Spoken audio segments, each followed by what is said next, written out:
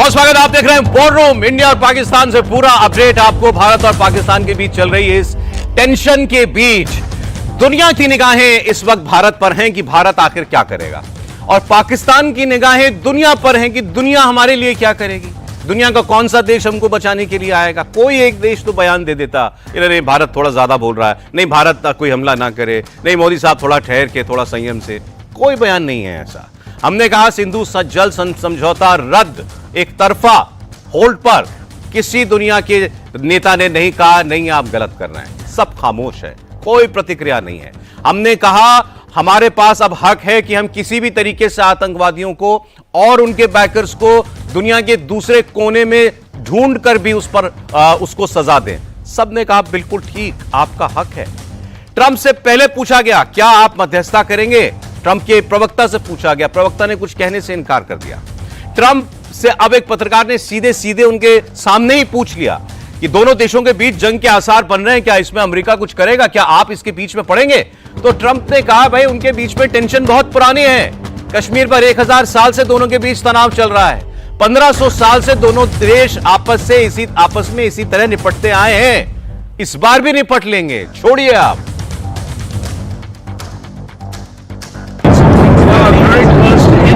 Very close to Pakistan, as you know. They've had that fight for 1000 years in Kashmir.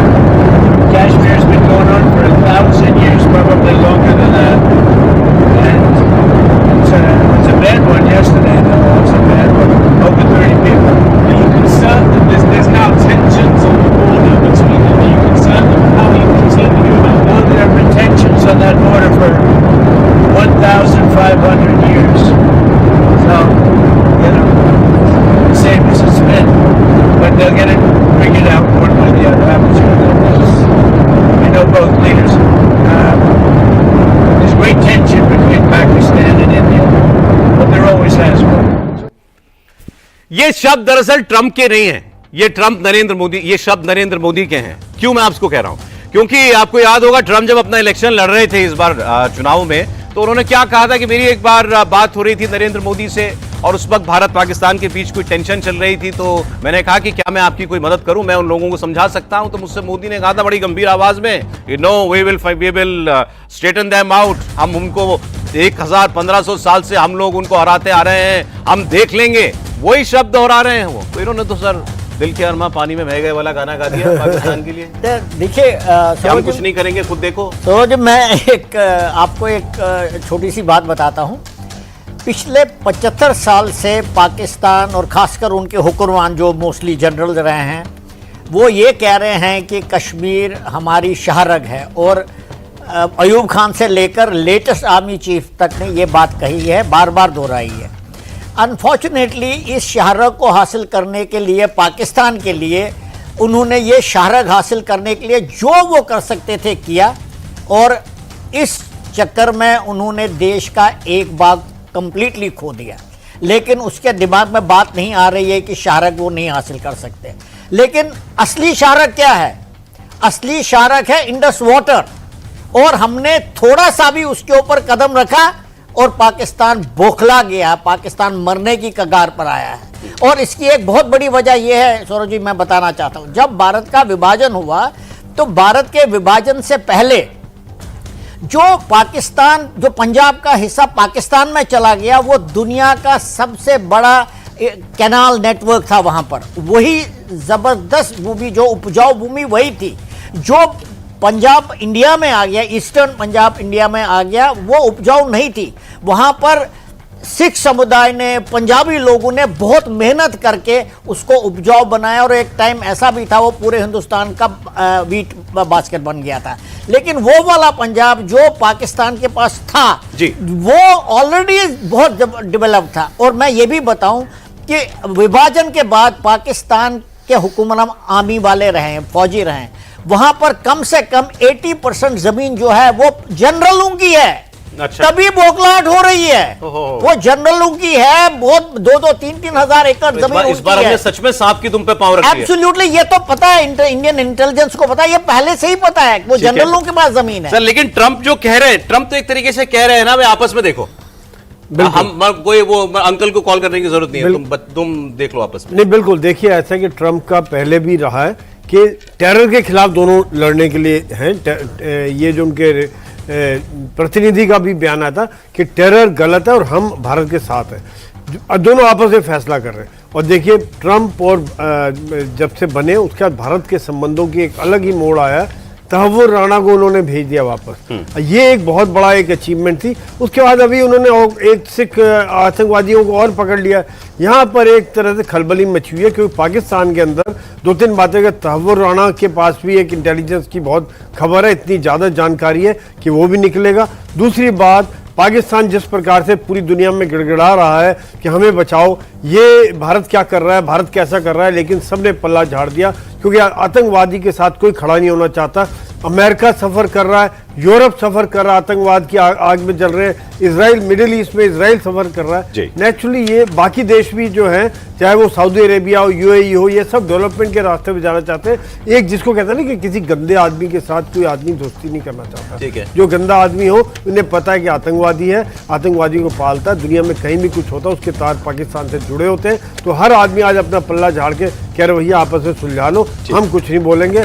तो यहाँ आज पाकिस्तान को समझ नहीं आ रहा। देखिए, कारगिल के टाइम में भी जब भारत की सेना आगे बढ़ती जा रही थी, तब पाकिस्तान गया था वहाँ पर अमेरिका के पास हाथ जोड़ता हुआ कि जी इनको रोको, हम खाली करने के लिए तैयार, नहीं तो हमारी इतनी ज़्यादा कैजुअल्टी हो रही है, हमारे इतने ज़्यादा लोग मरते जा रहे हैं। तब उन्होंने, अमेरिका ने प्रेशर डाला, तब उन्होंने विड्रॉ किया और एक तरह से सीज फायर हुआ था।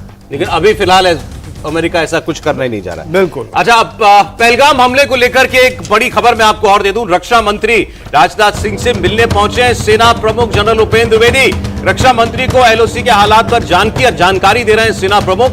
आतंकवादियों की कितनी संख्या है इस पार और उस पार दोनों तरफ, और इस वक्त सेना की क्या तैयारियां हैं, इसको लेकर के रक्षा मंत्री को एक ब्रीफिंग देने के लिए पहुंचे हैं सेना प्रमुख जनरल उपेंद्र द्विवेदी। सेना प्रमुख, हमने आपको तस्वीरें दिखाई थी, कल वो कश्मीर में थे, फॉरवर्ड लाइंस पर भी गए थे, अपने आर्मी कमांडर्स के साथ भी उन्होंने मीटिंग्स की थी, और उसके बाद अब वो रक्षा मंत्री को अपडेट दे रहे हैं। ये इस वक्त की जानकारी जो आ रही है कश्मीर से, पहलगाम हमले को लेकर के बड़ी खबर। सेना प्रमुख और रक्षा मंत्री के बीच एक अहम मुलाकात इस वक्त चल रही है। अब मैं आपको दिखाता हूं। सर, मिलिट्री टर्मिनोलॉजी तो आप लोग सब जानते हैं, हम लोग तो सिविलियन आदमी हैं। मैं एक पाकिस्तान के एक पत्रकार है, वैसे तो गंभीर व्यक्ति मैं इनको समझता हूं, इन्होंने कुछ बातें बताई हैं, मतलब पाकिस्तान की डॉक्ट्रिन में क्या शब्द चल रहे हैं, तो मैं आपके सामने वो रख रहा हूं। इनका नाम है कमर चीमा।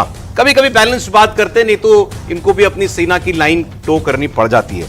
अच्छा, इन्होंने ये कहा कि दो बातें। इन्होंने कहा कि भारत एक सिंधु जल समझौते के बाद एक बड़ा बदलाव यह कर सकता है कि न्यूक्लियर हथियारों को लेकर हमारी पॉलिसी है नो फर्स्ट यूज, हम पहला न्यूक्लियर हथियार नहीं चलाएंगे, लेकिन अब भारत इस पर विचार कर सकता है, इसको इस अपने स्टैंड से वो हट सकता है। दूसरा, पाकिस्तान की डॉक्ट्रिन क्या है? पाकिस्तान की डॉक्ट्रिन उन्होंने बताई है वो है quid pro quo plus. Quid pro quo plus, quid pro quo मतलब जैसे को तैसा, तुम ऐसा करोगे हम भी वैसा करेंगे, लेकिन इसके आगे प्लस और लगा दिया। वो कह रहे हैं पाकिस्तान की सेना की फिलॉसफी है जितना हमला हम पर भारत करेगा हम उससे कुछ ज्यादा जवाब देंगे, मतलब हम मेजर्ड जवाब नहीं देंगे, उतना ही जवाब नहीं देंगे जितना आपने किया है, हम उससे बढ़कर रिटेलिएशन करेंगे। सुनिए। इंडिया की जो पॉलिसी रही है हमेशा that has been no first use. ये इंडिया का फर्स्ट आंसर कि नो फर्स्ट यूज। लेकिन इंडिया ने एक जनवरी 2003 के अंदर इंडियन जो कैबिनेट कमेटी ऑन सिक्योरिटी है उसने अपनी न्यूक्लियर डॉक्ट्रिन को रिव्यू किया, और उस डॉक्ट्रिन के अंदर वो जो कैबिनेट कमेटी ऑन सिक्योरिटी ने जब रिव्यू किया उसने कहा कि अगर इंडियन आर्म फोर्सेस हैं या इसके जो लोग हैं अगर उन पे अटैक किया जाता है and that attack could be chemical biological weapons की शक्ल में हो, तो इंडिया का हक होगा कि वो न्यूक्लियर वेपन से रिस्पॉन्ड करेगा। आप रिव्यू कर लिया उन्होंने, at an appropriate time India कह देगा कि हम भी न्यूक्लियर वेपन जो है उसको हम nuclear from no first use से फर्स्ट यूज की तरफ जा रहे हैं। और पाकिस्तान क्या कहता है? अगर Pakistan obviously if Pakistan gets provoked with this, तो देन पाकिस्तान अपनी जो पॉलिसी है उसको लेके जाएगा quid pro quo plus, and that will be an option for Pakistan. India wants to preserve an upper hand over Pakistan. वो अपनी सिक्योरिटी को प्रिजर्व करना चाहता है. सो पाकिस्तान जो है, पाकिस्तान की फौज कभी भी न्यूक्लियर वेपन का लफ्ज इस्तेमाल नहीं करती. हां, पाकिस्तान ये जरूर कहता है minimum credible deterrence. That is basically the basis of Pakistan जो डेटरेंस पोस्चर है उसका.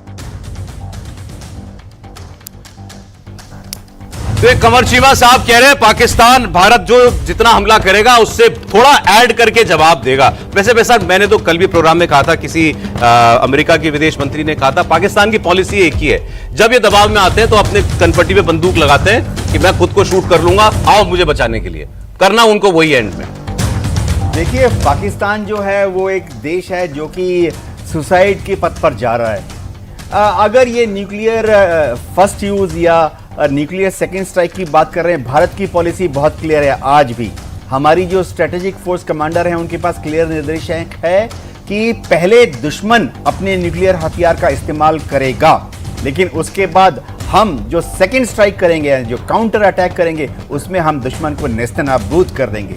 हमारे पास जो न्यूक्लियर हथियार हैं वो सेफ हैंड्स में हैं, सिविलियन कंट्रोल में है. आर्मी, नेवी और एयरफोर्स उसको ऑपरेट करती है.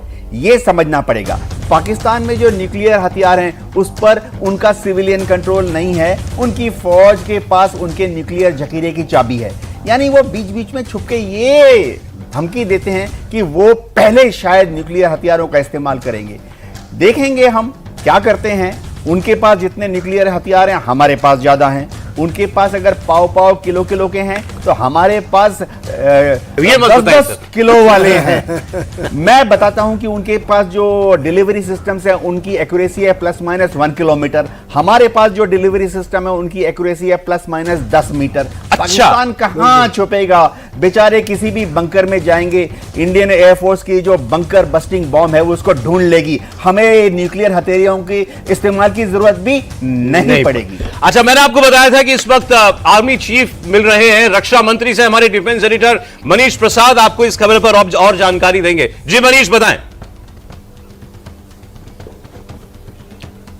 Saurabh, army chief general Upendra Dwivedi जब जम्मू कश्मीर के पूरे दौरे के बाद वो नगरोटा भी गए और 15 कोर के पूरे जो सीनियर ऑफिशियल्स हैं, जिसमें 15 core commander lieutenant general Prashant Shrivastava, Victor force commander major general Dhananjay Joshi, इनसे मिलने के बाद जो बाकी एजेंसीज हैं, गवर्नर से मिलने का जो पूरी कंप्लीट रिपोर्ट है अब वो रक्षा मंत्री को देने के लिए पहुंच गए हैं रक्षा मंत्री के पास. और रक्षा मंत्री को मल्टीपल जो इस समय ऑपरेशनल कैपेबिलिटी है भारतीय सेना की, उसका जिक्र करते हुए लाइन ऑफ कंट्रोल पे पाकिस्तान 6 से 7 जगह पर सीजफायर वायलेशन कर रहा है और लगातार वो फायरिंग के साथ साथ जो टारगेटेड एरियाज हैं उनको निशाना बनाने की कोशिश कर रहा है. उसका जिक्र करते हुए पहलगांव में जो ऑपरेशंस चल रहे हैं उसके आसपास जो पुलवामा, अवंतीपुरा, फिर सुपोर, शोपियान, अनंतनाग, इन सभी एरियाज में भारतीय सेना का कड़ा रुख देखते हुए जो ऑपरेशनल कैपेबिलिटी है और आतंकियों को ढूंढ निकालने की जो पूरी एक रिपोर्ट तैयार की है आर्मी चीफ ने, वो रक्षा मंत्री को बताई जा रही है. ठीक है मनीष, बहुत शुक्रिया आपका. आप देख रहे हैं इस वक्त भारत में भी गहमा गहमी तो है क्योंकि भारत अपनी तैयारी कर रहा है, लेकिन पाकिस्तान में गहमा गहमी से ज्यादा हड़कंप है. इसकी कुछ और खबरें मैं आपको दूंगा. पाकिस्तान का रक्षा मंत्री अमेरिका के टीवी चैनल के ऊपर जाकर के कहता है हाँ हम अपना आतंकवादी हमारे आसपास ही रहते हैं, हम इन्हें तैयार किए हैं. आप बिल्कुल ठीक कह रही हैं सवाल के जवाब में. अब पाकिस्तान के सीनियर लोग, अब पाकिस्तान के आर्मी चीफ का क्या हाल हुआ होगा मैं नहीं कह सकता. पाकिस्तान के सीनियर पत्रकार टीवी पर आकर के माथा पीट रहे हैं कि यह हमारा रक्षा मंत्री है जो दुनिया को बता रहा है कि हम 40 साल से आतंकवादी पैदा कर रहे हैं फैक्ट्रियों में. दिखाता हूं आपको वो बात भी एक ब्रेक के बाद.